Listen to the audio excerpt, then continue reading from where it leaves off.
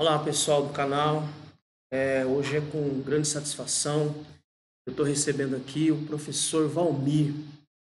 E eu trouxe ele aqui hoje para nós dialogarmos um pouquinho a respeito dessa pandemia do coronavírus e vermos se isso tem alguma relação com o que diz a Bíblia ou se é só mais um evento que está ocorrendo, que faz parte da história do homem, ou se tem alguma relação direta com o texto sagrado.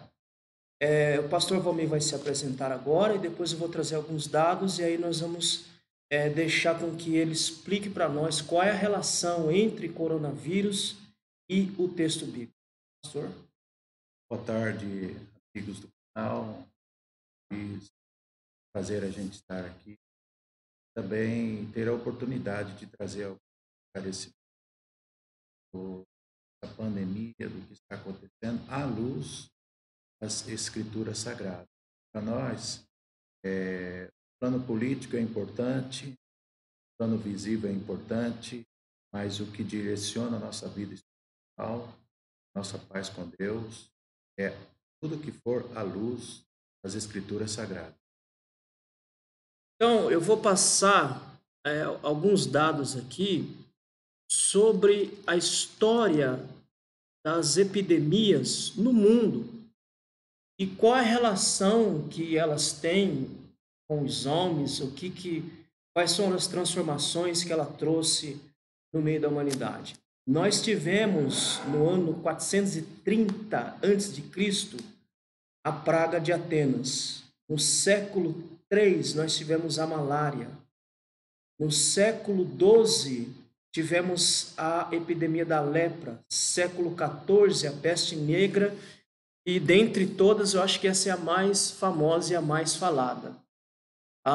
No século XV tivemos a sífilis, século XVI a varíola, século XIX tivemos o tifo e a cólera, século XX tivemos a gripe espanhola, a AIDS, e no século XXI, H1N1. Então, minha dúvida ou minha pergunta para o professor Valmir é exatamente isso. Essas pestes que nós estamos vendo ao longo da história humana é algo que está descrito no texto sagrado ou são só acontecimentos? Eu só vou passar mais um dado aqui e aí eu já estou retornando a palavra para o professor Valmir explicar para nós o que isso tem a ver com o texto sagrado. Na peste negra, nós tivemos mais de 50 milhões de mortos. A cólera, ela dizimou centenas de milhares de mortos. Aí está as datas, 1817 e 1824. Tuberculose matou 1 bilhão de pessoas entre 1850 e 1950. Gripe espanhola, 20 milhões de mortos, 1918 a 1919. Veja que no espaço de um ano, ela matou milhares de pessoas. Tifo, 3 milhões de pessoas. Febre amarela, 30 mil. Sarampo, 6 milhões. Malária, 3 milhões de mortos. E o caso das epidemias recentes que nós temos aqui, no século XXI, a gripe ou a influenza, a gripe espanhola e tantas outras. Então, minha pergunta para o professor Valmir é exatamente isso. Qual a relação entre essas pestes que nós estamos vendo e o texto sagrado, professor? Bom, primeiro vamos nos atentar ao texto, pastor Luiz. Mateus capítulo 24, versículo 6, é bem claro quando diz assim: ouvireis de guerras, rumores de guerras, olhai, não vos assusteis, porque é mister que isso aconteça, mas ainda não é o fim. Então vamos guardar essas duas expressões. É mister que aconteça, mas ainda não é o fim. Então, entre é mister, é necessário, é permitido que isso aconteça e não é o fim, nós temos um espaço onde a humanidade se encaixa e nós podemos chamar esse espaço de princípio de dores. Versículo 7 diz: porque se levantará nação contra nação, estamos vendo. Reino contra reino, estamos vendo. Haverá fome e pestes, também. estamos vendo. Terremotos. Tivemos um terremoto anteontem, Rússia. E em vários lugares. Mas todas essas coisas são princípios de dor. Doutor Luiz, veja, nós temos um momento inédito na história da humanidade.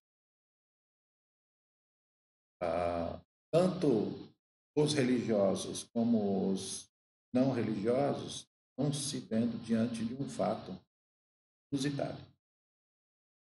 Nunca se houve uma comoção, um assombro,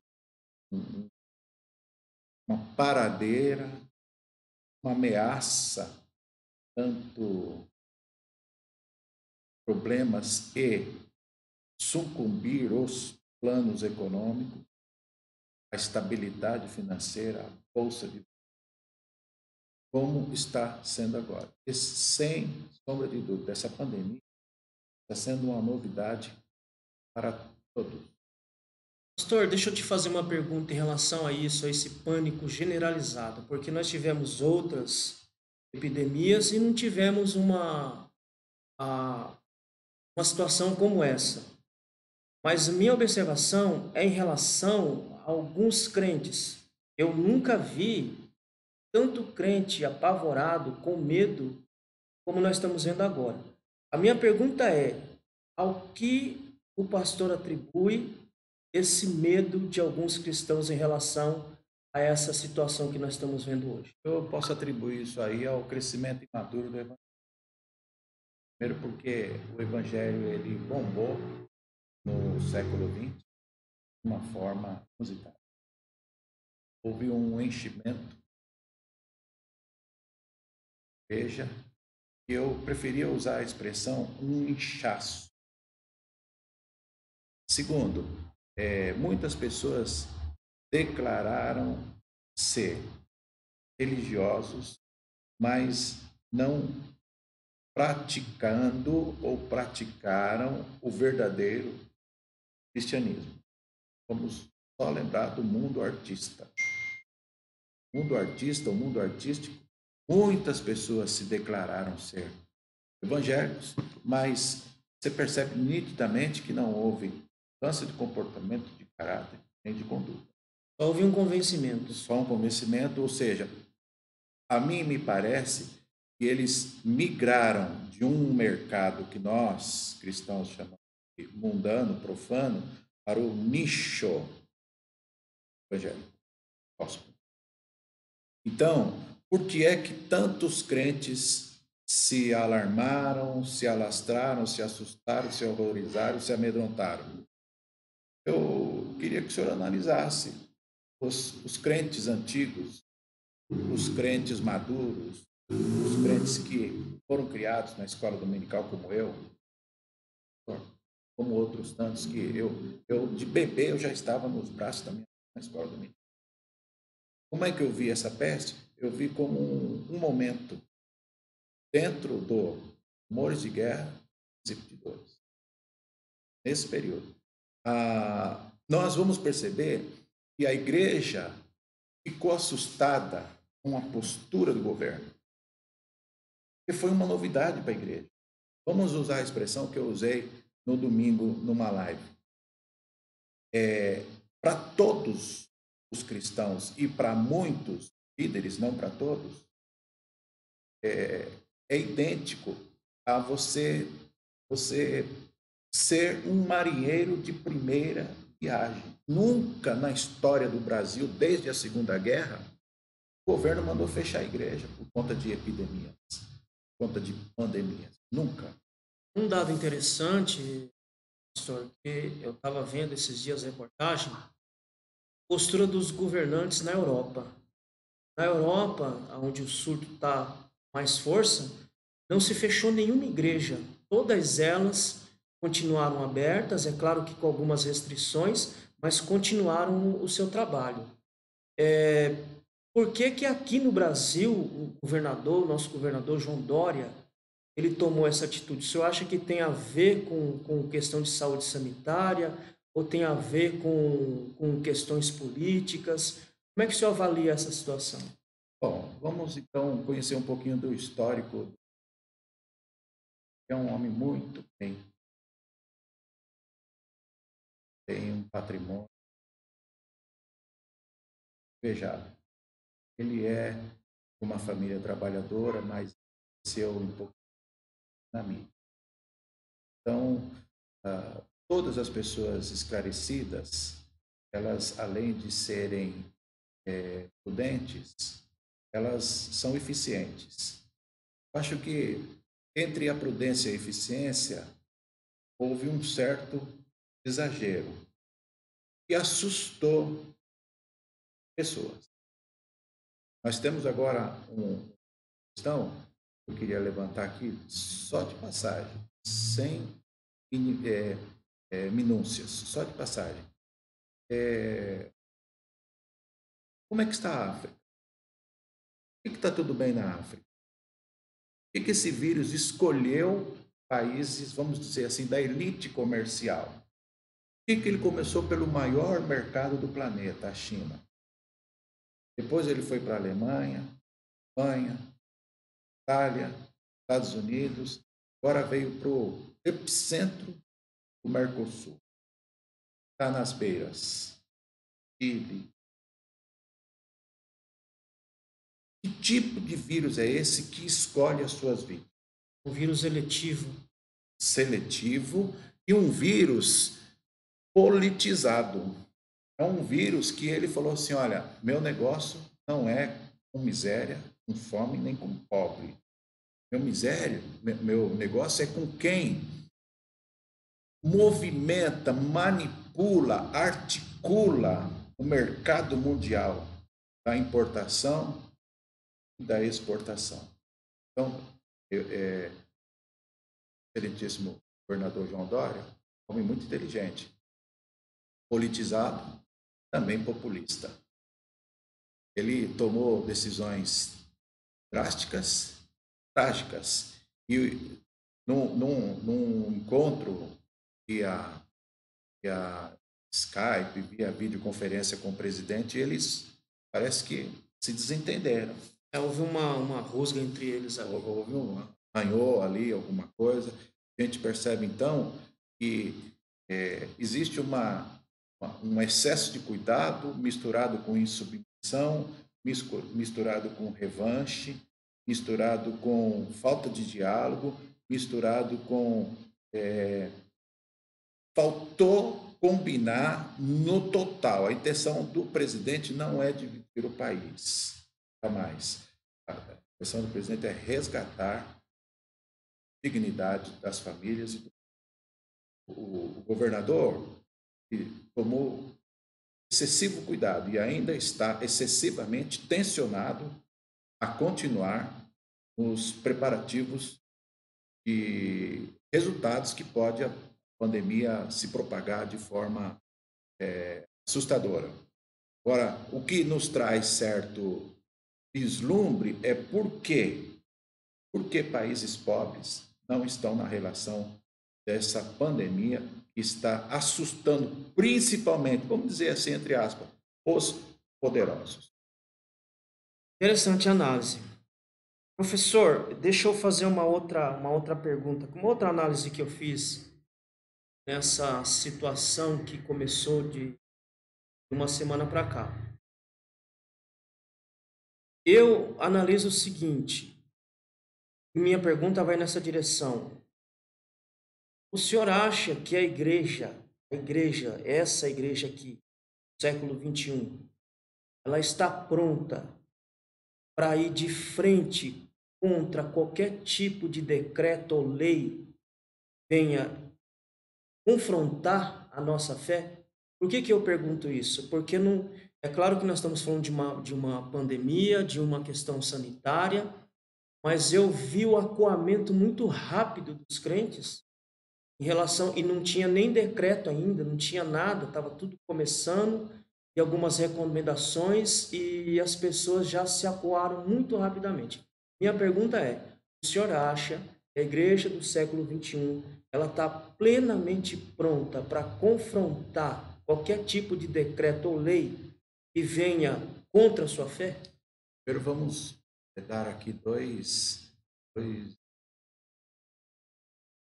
coeficientes, né? A igreja do século XXI, a igreja que eu disse, dada, que correria para o evangelho, não exatamente para Cristo, houve uma corrida para a religião, não para o cristianismo. Essa igreja, diga-se de passagem, falo isso com dor no coração, é a pior safra crente pode existir. Uma safra de crente tem a maior e incontável quantidade de informações, mas o desinteresse ainda é maior do que a quantidade de informações. Segundo, a igreja assustada, aterrorizada, a igreja que se encolheu rapidamente, diga-se de passagem, grande parte da liderança se encolheu antes da igreja. Por quê? Porque uma parte está atrelada e aliada a políticos influentes. E a outra parte são pessoas desinformadas, pessoas sem treinamento, não são instruídas, não têm curso básico bíblico, nem curso básico teológico, não conhecem nada de cumprimentos proféticos, não dominam escatologia, não têm noção nenhuma de 4 itens importantes: arrebatamento, grande tribulação, milênio e julgamento final. Então, muitos se encolheram achando que já é resultado daqueles 4 anjos que foram soltos do Eufrates. Como se o Apocalipse já tivesse acontecendo. Já tivesse acontecendo, como se a gente já tivesse trânsito na grande tribulação. E não é assim. Não. Imagine que nós temos uma igreja inchada, crentes com baixa qualidade bíblica, teológica e espiritual, e nós temos líderes que alguns estão atrelados ao meio político e outros completamente desinformados. Isso provocou uma corrida para dentro de casa. Alguns que falaram, não, praga nenhuma chegará à nossa tenda, foram e também recuaram por força legal, por imposição da lei. Mas eles estão aí sem máscara, sem álcool, sem gel, estão certos de que não vão temer espanto noturno, nem peste que ande na escuridão, nem praga que assole ao meio-dia, nada disso. Então, a igreja do século XXI é uma igreja problemática. Então, em partes desse problema que nós temos hoje, recai sobre uma liderança que não se preparou tanto, não se qualificou tanto, está à frente de uma igreja que é o retrato dessa liderança, ou seja, uma igreja desqualificada, uma igreja mal preparada, uma igreja que tem muita informação, mas não se informa, uma igreja que tem em suas mãos tudo que está descrito que vai acontecer, mas ela não consegue enxergar. A minha outra pergunta é: o senhor acha que essa situação inédita, estou com 50 anos, eu nunca vi, a gente já passou por várias epidemias, nunca vi uma situação como essa, mas o senhor acha que isso serve como um despertamento espiritual para o povo se inteirar um pouco mais da palavra, ou a gente vai continuar na mesma situação, até pior?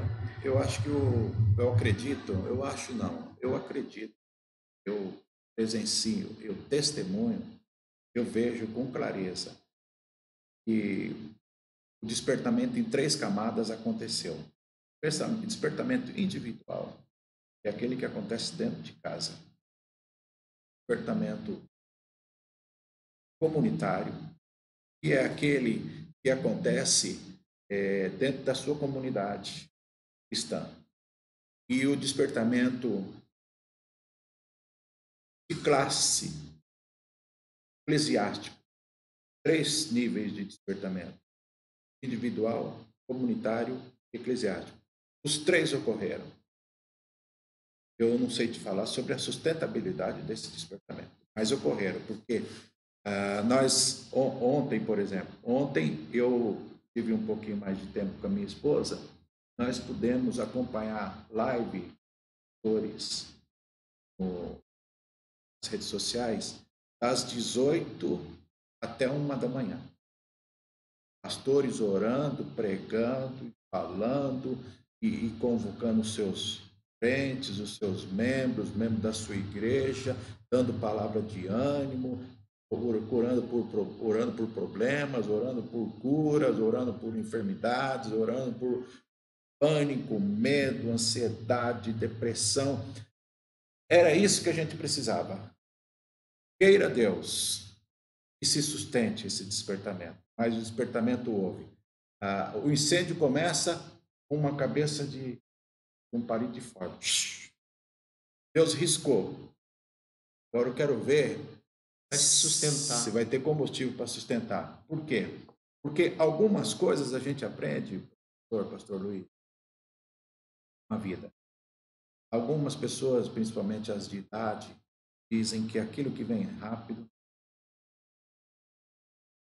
e a Bíblia diz que aquilo que vem rápido pode demorar muito para sair. Da mesma forma que aquilo que demora para vir pode apagar rápido. Então, o palito foi riscado, Deus deu a sugestão, a igreja fumegou. Agora eu quero ver combustível disso. É um combustível permanente ou é mais um fogo de palha do século XXI, como foi a unção do riso, como foi o dente de ouro, como foi o sopro que emagrece, como foi tantas outras coisas, deixou aí os montes, as garagens, as vigílias impregnadas de muitos, vamos dizer assim, costumes estranhos. Então, a gente pode fazer uma análise quando ocorreu a reforma no período de Josias e Ezequiel, que foram reformas que ocorreram, mas não foram reformas profundas. Foi aquela reforma na superfície. Então, queira Deus que essa situação que nós estamos vivendo não seja passageira, seja algo duradouro. Agora, minha pergunta vai em cima disso que o senhor acabou de falar. O que é que a liderança, vendo a situação que ela viu, a igreja como ela ficou, alguns irmãos assustados, preocupados, o que é que os pastores, a grande liderança pode fazer para que esse, vamos chamar esse despertar, permaneça continuamente no povo? Bom, em primeiro lugar, manter uma rotina de oração e de estudo, porque a rotina de oração quase, não vou generalizar, eu não sou tolo, mas a rotina de oração quase desapareceu da igreja. Falo a igreja brasileira, não estou falando ao todo. A rotina da oração quase desapareceu. Tem uma oraçãozinha de 5 minutos cada do culto, uma oraçãozinha por oferta, uma oraçãozinha por enfermos e a bênção apostólica. Eu fui criado num sistema que na terça-feira a gente orava das 7h30 às 8h30. É o culto de oração. Na quinta orava das 7h30 às 8h. Doutrina. De doutrina. Então, a sugestão que nós, migas, invisíveis, damos aos estrelões, aos medalhões, os homens, aqueles anéis bonitos, aqueles relojão dourado, assim, gravata pomposa. A sugestão, manter uma rotina de oração e estudo da palavra. Segundo, uma sugestão, tá? Depender menos do dinheiro dos fiéis. Porque grande parte dessas lives é para pagar a conta e aluguel. Ela gera. Os crentes, você vê, a primeira pergunta que você fez. Os crentes, eles têm maturidade? Tem. Tem maturidade? Então devolve o que não é seu.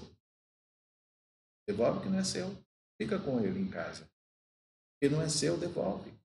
Agora, a maioria das lives que a gente vê, os pastores pedindo, pelo amor de Deus, irmão, anota o número da conta da igreja. Por quê? Porque a igreja tem compromissos para pagar, compromissos no gargalo, sem folga nenhuma. E os fiéis ficando em casa, o dinheiro não chega. Tempos. Aí, os sacerdotes, entre aspas, estão em aperto, porque ele tem compromisso, ele não tem para pagar aquele compromisso. Isso é o segundo. Terceiro, valorizar mais os crentes. De que forma? Manter uma rotina de visita, oração por enfermos, campanha no lar, campanha por libertação. Mas tudo coisas que vão dar sustentabilidade ao avivamento. Essas coisas vão dar sustentabilidade ao avivamento. Quarto, pensar menos em si, no seu umbigo, pensar mais na viúva, no idoso, no cadeirante, aquele que tem dificuldade de deambulação, aqueles que têm síndromes raras. Pensar menos no seu umbigo, cuidar mais. Eu conheço, deixa eu ver, eu acho que eu conheço 2 ou 3 igrejas como esta, o senhor é pastor. Tem uma van para a igreja, não é a van, não é do senhor, Não. É a van, é da igreja. E não é uma igreja milionária. Quer dizer, a prioridade surgiu sem dinheiro. Agora nós temos igrejas milionárias que não têm essa prioridade. Esse grupo de risco, essas pessoas necessitadas, são pessoas fiéis, fidelíssimas e pessoas por quem Jesus morreu também, como nós. Professor, para a gente encerrar esse bate-papo aqui, queria que o senhor falasse para mim o ponto positivo dessa situação, o que nós podemos aprender com ela, e o ponto negativo dessa situação. O ponto positivo é que nós precisamos lembrar de 2 coisas que eu ouvi do reverendo Hernandes Dias Lopes essa semana. Primeiro, a instabilidade da vida humana e a inevitabilidade da vida instável e a morte é certa. Segundo, se a palavra do Senhor diz que praga nenhuma chegará à sua tenda, então não saia da tenda. Agora, muitas pessoas estão Detalhe entendendo... importante esse.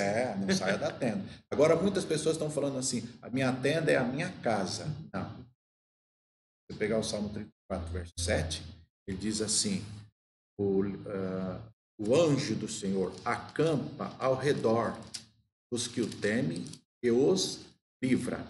Meu irmão, fica na sua tenda. Fica dentro do redor. Porque lá em 1 João 5,8, 1 Pedro 5,8, diz que o diabo está em derredor. Então, se você sair do redor, você está exposto no derredor. 34,7 de Salmos.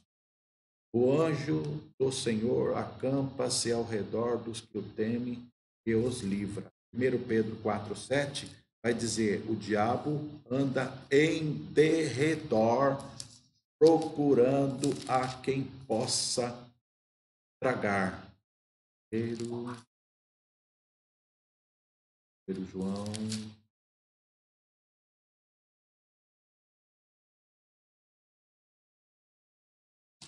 Procurando a quem possa tragar. Não saia então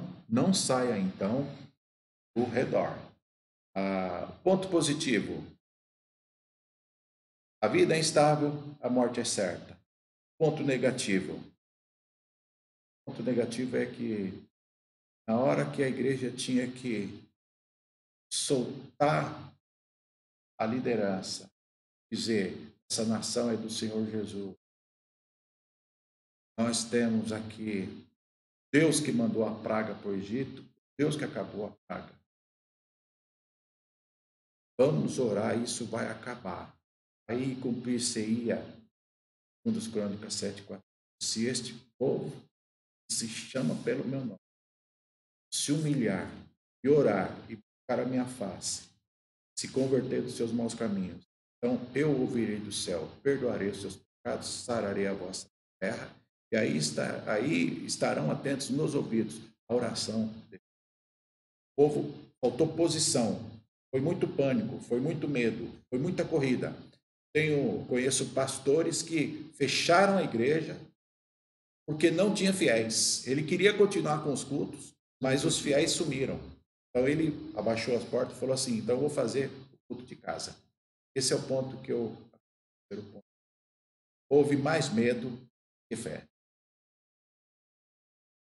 Bom, pessoal, espero que vocês possam ter gostado desse nosso momento aqui com o professor Valmir, falando um pouquinho dessa situação que nós estamos vivendo. E o conselho é que tais coisas, elas vão acontecer, vão continuar acontecendo, não será nem a primeira e nem a última, mas que a Igreja do Senhor possa se fortalecer, possa estar firme para enfrentar toda e qualquer situação que ainda está por vir. O professor Valmir vai dar a sua última palavra e amanhã nós vamos estar aqui com o pastor Claudinei, da Igreja Brasil para Cristo, de Poá também, batendo um papo sobre essa situação que nós estamos vivendo. Eu agradeço a oportunidade de fortes dessa grande lição que nós estamos levando. Agradeço a oportunidade com o professor Arthur. Eu queria que você meditasse, cuidado, atenção, precaução, sabedoria nesses comentários e que guardasse dentro de você esperança.